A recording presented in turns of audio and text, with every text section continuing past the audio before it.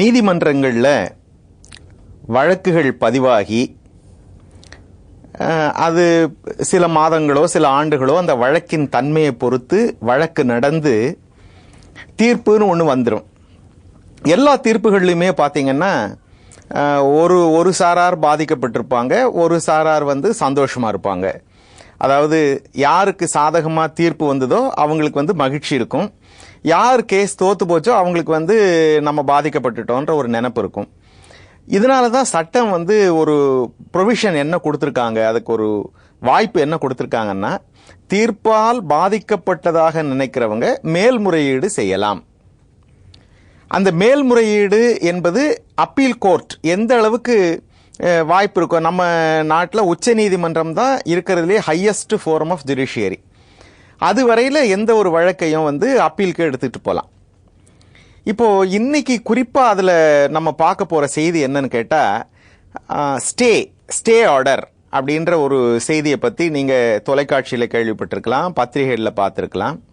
தமிழில் அதை இடைக்கால தடை அப்படின்னு சொல்லுவார்கள். இந்த உத்தரவுக்கு இடைக்கால தடை அப்படின்னு செய்திகளில் பார்த்துருப்பீங்க.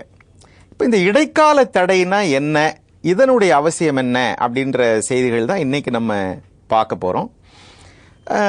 நான் முதல்ல சொன்ன மாதிரி தீர்ப்பால் பாதிக்கப்பட்டவர்கள், அதாவது லோயர் கோர்ட்டுன்னு சொல்லுவாங்க, கீழமை நீதிமன்றங்களில் அவங்க பாதிக்கப்பட்டவங்க அது மேலே ஒரு அப்பீல் செய்யலாம்னு நினைக்கிறாங்கன்னு வச்சுக்கோங்க. அவங்க அப்பீல் ஃபைல் பண்ணலாம். குறிப்பிட்ட காலக்கெடுவுக்குள் அப்பீல் ஃபைல் பண்ணணும் அப்படின்னு சட்டத்தில் வரைமுறை இருக்கு. அப்பீல் ஃபைல் பண்ண உடனடியாக ஒரு மாதம் 2 மாதத்துக்குள்ள அதுக்குரிய தீர்ப்பு வந்துடுறது இல்லை. அதுவும் நம்ம நாட்டில் எல்லாருக்குமே இருக்கக்கூடிய ஒரு பெரும் வருத்தம் ரொம்ப தாமதமாகுது. நீதிமன்றத்தில் வழக்குகள் முடிவடைகிறதுக்கு தாமதமாகுது, லட்சக்கணக்கில் வழக்குகள் தேங்கி கிடக்குது என்ற செய்திகள் ஒரு வருத்தமான செய்தி, எல்லோருக்கும் தெரிந்த செய்தி. இப்போ அப்பீல் போனா அந்த அப்பீல் ஒரு 2 ஆண்டுகள் நடக்கலாம், 3 ஆண்டுகள் நடக்கலாம், அதுக்கு மேலேயும் போகலாம், வழக்கினுடைய தன்மை எந்த வழக்குன்றதை பொறுத்து. ஆனால் அதில் ஒரு சின்ன சிக்கல் என்ன வந்துரும்னா, கீழமை நீதிமன்றத்தில் ஜெயிச்சவர் இருக்கார் பாருங்க, அவர் சும்மா இருக்க மாட்டார் இல்லையா. அவர் உடனடியாக நம்ம ஜெயிச்சிட்டோம் கீழமை நீதிமன்றத்தில், அதனால அந்த வெற்றி, அந்த கீழமை நீதிமன்றத்தில் கிடைச்ச வெற்றியினுடைய பயன் தனக்கு உடனே கிடைக்கணும்னு நினைப்பார். நான் ஒரு 2 உதாரணம் சொல்கிறேன் பாருங்க. ஒன்று, யாருக்காவது பணம் கொடுத்து அந்த பணம் திரும்ப வராமல் பணத்துக்காக கேஸ் போட்டிருக்கார் ஒருத்தர்னு வைங்க, அதுக்கு ரிகவரி ஆஃப் மணி சூட் அப்படின்னு சொல்லுவோம். கீழமை நீதிமன்றத்தில் ஆமாம் இவர் கேட்கறது சரிதான், இவருக்கு இந்த பணத்தை திருப்பி கொடுக்கணும் அப்படின்னு தீர்ப்பாயிடுச்சுன்னா பாதிக்கப்பட்டவங்க அப்பீல் போவாங்க. ஆனால் ஜெயிச்சவர் என்ன பண்ணுவார், அந்த கீழ்கோர்ட்டில் ஜெயிச்சதை வச்சு ஒரு நிறைவேற்று மனுன்னு ஒன்று போடுவார். ஆங்கிலத்தில் எக்ஸிகியூஷன் பெட்டிஷன் சொல்லுவோம், இபி, நிறைவேற்று மனு. அதை போட்டு நான் ஜெயிச்சிட்டேன், அவர் எனக்கு இவ்வளவு பணம் தரணும், அதனால உடனடியாக அவரோட சொத்தை ஜப்தி பண்ணுங்க, இல்லை அவருடைய சேலரி வாங்குற வருமானம் மாத சம்பளத்தை அட்டாச் பண்ணுங்க, இல்லை அவரை அரெஸ்ட் பண்ணுங்க, இந்த மாதிரி கேட்கறதுக்கு வாய்ப்பு இருக்கு. இந்த மாதிரி இருக்கலாம். இன்னொரு உதாரணம் என்ன சொல்லலாம்னா, இப்போ வீடு குடியிருக்கிறவங்களுக்குள்ள பிரச்சனை வீட்டை காலி பண்றதுக்காக வழக்கு நடக்குதுன்னு வைங்க. அப்போ நீதிமன்றம் இப்படி ஒரு தீர்ப்பு போட்டுடலாம், இன்றையிலிருந்து ஒரு 2 மாதம் அல்லது 3 மாதங்களுக்குள் நீங்கள் காலி செய்ய வேண்டும் அப்படின்னு ஒரு ஆர்டர் போட்டுட்டாங்கன்னா அப்பீல் போலாம். அப்பீல் முடிய பல மாதங்கள் ஆகலாம். அதுக்கிடையில இவர் நிறைவேற்று மனு போட்டு இல்ல கீழமை நீதிமன்ற உத்தரவுப்படி ஒரு 2 மாதத்துக்குள்ள இவர் காலி பண்ணணும், அதனால உடனே காலி பண்ணணும்னு கேட்கலாம். இப்படி கீழமை நீதிமன்றத்தில் போட்ட ஆர்டர் இருக்கு பாருங்க, இத அப்பீல் முடிகிற வரையில நிறுத்தி வைக்கிறதுக்கு பேர் தான் ஸ்டே ஆர்டர். அப்ப என்ன பண்ணணும், கீழமை நீதிமன்றத்தில் பாதிக்கப்பட்ட உடனே அப்பீல் போடுறோம் பாருங்க, அப்பீல் போடும்போதே அது கூட சேர்ந்து இன்னொரு மனுவும் ஃபைல் பண்ணுவாங்க. அதுக்கு இடைக்கால மனுன்னு பேர். அந்த இடைக்கால மனுவில் என்ன சொல்லுவாங்கன்னா, நான் இந்த மாதிரி அப்பீல் வந்திருக்கேன், இந்த அப்பீலில் நான் ஜெயிக்கிறதுக்கான வாய்ப்பு இருக்கு, அதனால இந்த அப்பீல் முடிகிற வரையில pending disposal of the appeal, இந்த அப்பீல் முடிகிற வரையில கீழமை நீதிமன்றம் கொடுத்த தீர்ப்பை நிறுத்தி வைங்க அப்படின்னு கேட்பாங்க. இதற்கு பேர் தான் ஸ்டே ஆர்டர். பொதுவாக நீதிமன்றங்கள் அப்பீல் எடுத்துக்கிட்டாங்கன்னு வச்சுங்களேன், விசாரணைக்கு ஸ்டே கொடுத்துருவாங்க. ஸ்டே கொடுக்கறதுல ஒரு சிக்கல் என்ன வரும்னா, சில சமயம் எக்ஸ்பார்ட்டியாவே கொடுத்துருவாங்க. எக்ஸ்பார்ட்டி தீர்ப்புனா என்னன்னா, அப்பீல் ஃபைல் பண்றாரு பாருங்க, அப்பீல் ஃபைல் பண்ணும்போதே அவர் ஆமா இதுக்கு ஸ்டே கொடுக்கணும்னு கோர்ட் ஸ்டே கொடுத்துட்டு அதுல இருந்து நோட்டீஸ் ஆர்டர் பண்ணுவாங்க.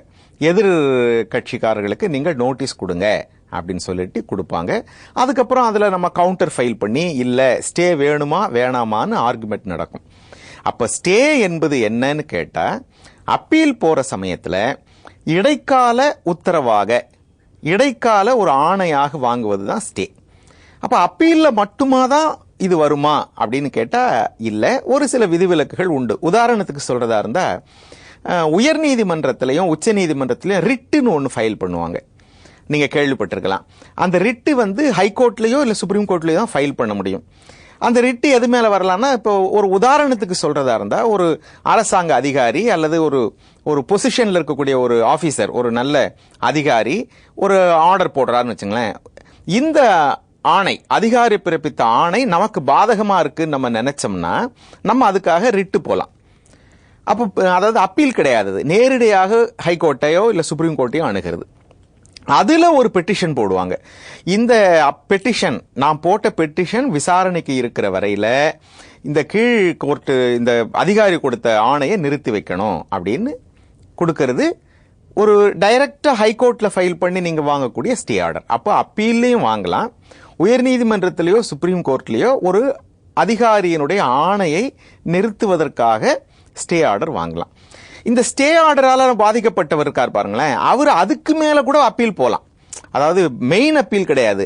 இப்படி ஸ்டே ஆர்டர் கொடுத்தது தப்பு, ஹைகோர்ட் ஒரு ஸ்டே ஆர்டர் கொடுத்துருதுன்னு வச்சுக்கோங்களேன், இந்த ஸ்டே ஆர்டர் சரியில்லைன்னுட்டு அவர் சுப்ரீம் கோர்ட்டுக்கு போறதுனாலும் போலாம்.